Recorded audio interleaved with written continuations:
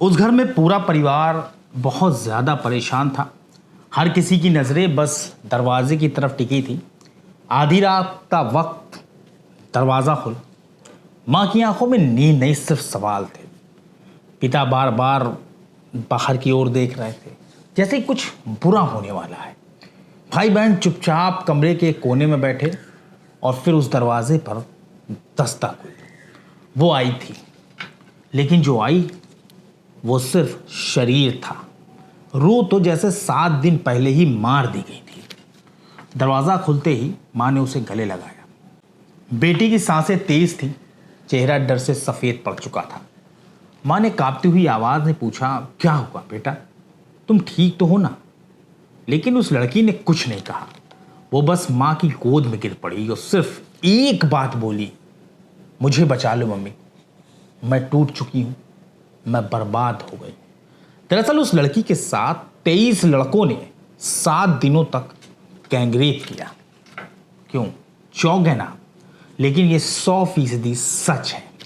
नमस्कार, आदाब, सत श्री अकाल। मैं हूं मोहम्मद आसिफ दुलार और आप देखना शुरू कर चुके हैं हमारी खास पेशकश केस डायरी विद आसिफ दुलार। ये मामला यूपी के वाराणसी से आया है, जहां 29 मार्च की सुबह सब कुछ ठीक ठाक था, सब कुछ नॉर्मल दिनों की तरह ही था। घर की बड़ी बेटी तैयार हुई, अपना बैग उठाया और काम पर चली। उसने जाते वक्त मम्मी को बाय भी किया, लेकिन किसी को ये पता नहीं था कि कुछ घंटों के बाद सब कुछ तबाह बर्बाद हो जाएगा और बेटी आखिरी बार मुस्कुरा रही है। अगली बार जब ये लौटेगी तो वो मुस्कान नहीं बचेगी।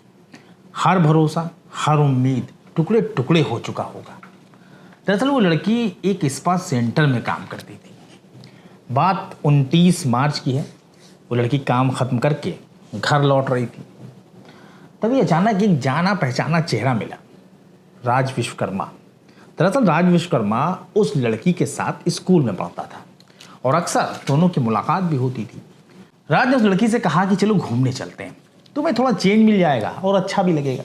लड़की थकी हारी थी, टायर्ड थी। उसने सोचा कि भाई जानने वाला है, दोस्त है पुराना, चलो घूम कर आते हैं। लड़की भी राजी हो गई। अमूमन ऐसा होता है और लड़की उस लड़के के साथ चली गई। लेकिन ये दोस्ती नहीं थी, ये पहला ट्रैप था, पहला जाल था जो उस लड़की को बर्बाद करने वाला था। दरअसल वो लड़का राज विश्वकर्मा उसे एक होटल में ले गया, जहां उस बेचारी के साथ रेप किया गया। वो रोती रही, बिलखती रही, लेकिन हवस के नशे में चूर राज विश्वकर्मा ने एक न मानी और उस बेचारी की किस्मत को नोच डाला। लेकिन बात रेप तक ही सीमित नहीं थी, बल्कि राज ने उस लड़की का अश्लील वीडियो भी बनाया और ये महज एक शुरुआत थी। डर की कहानी अभी और भी बाकी थी।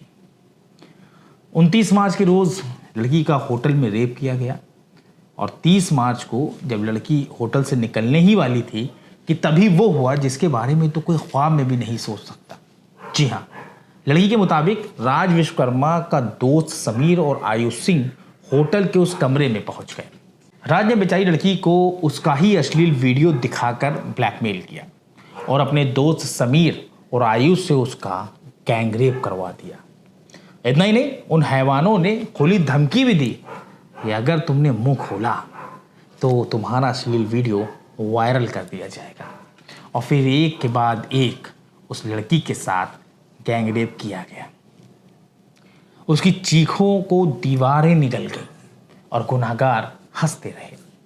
माँ के मुताबिक बेटी जब 2-3 दिन घर नहीं पहुंची तो उन्होंने दोस्तों से पता किया। चूंकि टेंशन होने लगी तो उन्होंने भी दोस्तों से पता किया बेटी के बारे में, जिसमें पता चला कि वो किसी के साथ घूमने निकली है। लिहाजा परिवार को भी लगा कि हो सकता है कि होटल के काम से बाहर गई हो। परिवार के मुताबिक बेटी अक्सर जो थी होटल के काम से बाहर जाया करती थी। उधर दूसरी तरफ हैवानों ने उसका मोबाइल भी छीन लिया, जिसकी वजह से वो बेचारी किसी से मदद की गुहार भी न लगा सकी और ना ही अपने परिवार में कुछ बता सकी। होटल का कमरा ही अब उसके लिए जेल बन गया। 18 साल की वो लड़की जो पढ़ाई कर रही थी, जो परिवार की मदद के लिए नौकरी कर रही थी, अब हैवानों की गैंग के हाथों में बंधक बन चुकी थी। लेकिन बात यहीं ख़त्म नहीं होती, बल्कि डर और हैवानियत का खेल तो अब सिर्फ शुरू हुआ था। अगले दिन एक के बाद एक नाम जुड़ते गए। ऐसा आरोप है कि अगले दिन सुहैल, अनमोल, दानिश, साजिद और जाहिर उस होटल में पहुंचे। सबने उस लड़की को नशा सुंघाया और फिर बेहोशी की हालत में उसे गाड़ी में डालकर वाराणसी के मलदहिया इलाके के एक होटल में ले गए। लड़की बेहोश थी और वहीं फिर से वो सब कुछ हुआ, इसे शब्दों में बयां करना बहुत मुश्किल है। मलदहिया के आसपास होटलों में उसे रखा गया। हर होटल में नए चेहरे, नए दरिंदे। साजिद के दोस्त इमरान, सुहैल, जैब, शुएब, सबको लड़की पर मानो कब्जा करना था, जैसे वो कोई इंसान नहीं, कोई चीज हो जिसमें कोई जान ही नहीं है। वो बस उसे इस्तेमाल करना चाहते, उसे नोचना चाहते थे। लगातार उसका रेप हो रहा था, लगातार उसके वीडियो बनाए जा रहे थे और उन्हीं वीडियो की बिना पर फिर से उसे नोचा जा रहा था। लोक लाज और जिस इज्जत के खातिर वो ये सब सह रही थी, उसी इज्जत का डर दिखाकर ये हैवान उसकी इज्जत को लूट रहे थे।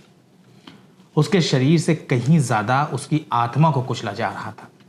उसने उम्मीद ही छोड़ दी थी कि कोई उसे बचा भी पाएगा। जब भी कोशिश करती, दरवाजे पर कोई आ जाता और फिर वही होता, फिर वीडियो बनता और एक बार फिर उसकी ब्लैकमेलिंग शुरू हो जाती। फिर एक रात में हैवान उसे होटल से लेकर निकले और एक कार में उसे बैठाया गया, जिसमें पहले से ही 5-6 लड़के बैठे हुए थे। एक बार फिर वही खौफनाक मंजर। कार चलती रही और चलती कार में ही फिर वही गैंगरेप होता रहा। जी हाँ, उन सारे लड़कों ने चलती कार में उस बेचारी के साथ गैंगरेप किया और फिर उसे सड़क किनारे फेंक दिया गया। सड़क किनारे फेंकने के बाद वो सभी फरार हो गए। लड़की को जब हल्का हल्का होश आया तो उसने खुद को सड़क पर पाया, बदहवास हालत में, ना खाने को कुछ, ना पीने को। किसी तरह पैदल चलती हुई वो जैसे तैसे अपने घर पहुंची और दरवाज़ा खटखटाया। माँ ने जैसे ही देखा तो उन्हें बेटी की हालत कुछ ठीक नहीं लगी। माँ ने बेटी को पुचकारते हुए बार बार पूछा कि आखिर तुम कहाँ थे और तुम्हारी ये हालत कैसे हुई, आखिर क्या हुआ है तुम्हारे साथ। और फिर जो बेटी ने अपनी जुबान खोली तो यकीन जानिए, बेटी की बात सुनकर मानो माता पिता के कानों में किसी ने पिघलता हुआ शीशा डाल दिया हो। बेटी आप बीती सुनाते हुए फफक फफक कर रोई। बेटी की बात सुनते ही माँ फूट फूट कर रोने लगी, बिलखने लगी, ज़ारों कतार आंसू गिरने लगे। तो वहीं पिता की भी तबीयत बिगड़ गई। भाई बहनों को तो समझ ही नहीं आ रहा था कि आखिर किसे संभाले। परिवार को समझ नहीं आ रहा कि आखिर उनसे ऐसा कौन सा गुनाह हो गया जिसकी इतनी खौफनाक सजा उनको मिली। अगले रोज माता पिता अपनी बेटी को लेकर थाने पहुंचे। उन्होंने फैसला कर लिया कि अब वो गुनाहगारों को सजा दिलाकर रहेंगे। परिजनों ने तहरीर दी। पीड़िता की बात सुनकर खुद पुलिस वालों के भी पैरों तले जमीन खिसक गई, क्योंकि इससे पहले इस तरह का मामला ना तो उन्होंने भी अपने शायद करियर में नहीं देखा था और ना ही सुना था। तुरंत ही पीड़िता का बयान दर्ज किया गया। तहरीर के मुताबिक 12 नामजद और 11 अज्ञात यानी कुल 23 लोगों के खिलाफ गैंगरेप का मुकदमा दर्ज हुआ। पुलिस भी हरकत में आई और 3 टीमों का गठन हुआ। पुलिस ने तत्काल प्रभाव से कार्रवाई करते हुए 6 आरोपियों को गिरफ्तार कर लिया। फिलहाल पीड़िता का मेडिकल करवाते हुए पुलिस ये पता लगाने में जुटी है कि आखिर किस लड़के ने पीड़िता को किस होटल में रखा और होटल वालों को इस कांड के बारे में कुछ पता क्यों नहीं चला। कुल मिलाकर ये समझ लीजिए कि एक लड़की, 23 लड़के और 7 दिनों तक उसके साथ हवस का खौफनाक खेल चलता रहा। फिलहाल पीड़िता अपने परिवार के साथ है, काफ़ी डरी सहमी है और पुलिस भी लगातार आरोपियों को तलाश करने की कोशिश कर रही है ताकि उन्हें गिरफ्तार किया जा सके। 6 से 7 लोगों को गिरफ्तार किया जा चुका है और लगातार छापेमारी चल रही है। आपको हमारी पेशकश कैसी लगी इसके बारे में कमेंट सेक्शन में ज़रूर बताएं। बहुत जल्द ऐसी सच्ची घटना के साथ हम आपके सामने हाजिर होंगे। तब तक के लिए हमारी टीम को इजाज़त दीजिए और अपना ख्याल रखिए।